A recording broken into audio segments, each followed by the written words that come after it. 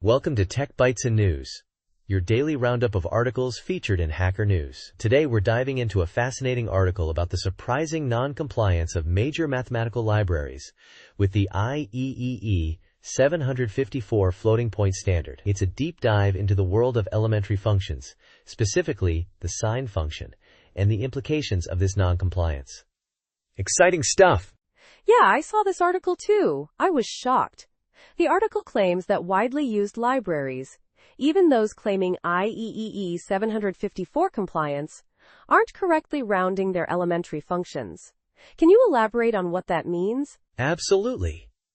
The IEEE 754 standard, introduced in 1985, aimed to standardize floating-point arithmetic across different platforms. The goal was portability and stability. The later revisions, particularly 2008 and 2019, recommend that elementary functions like sine, cosine, and logarithm should be correctly rounded, meaning less than 0.5 ULP unit in the last place, error.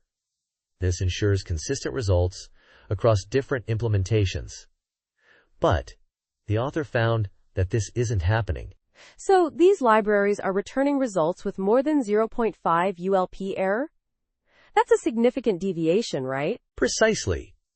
The article uses the sine function as an example.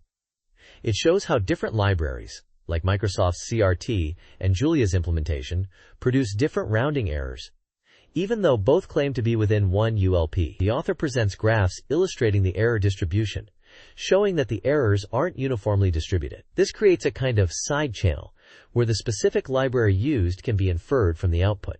A side channel? That's unexpected. So it's not just about accuracy, it's about predictability and consistency across platforms.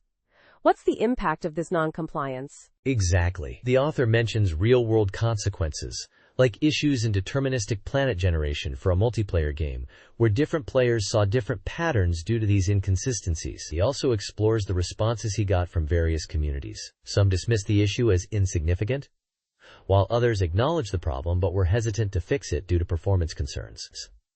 Some even suggested that the burden of handling these inaccuracies should fall on the user.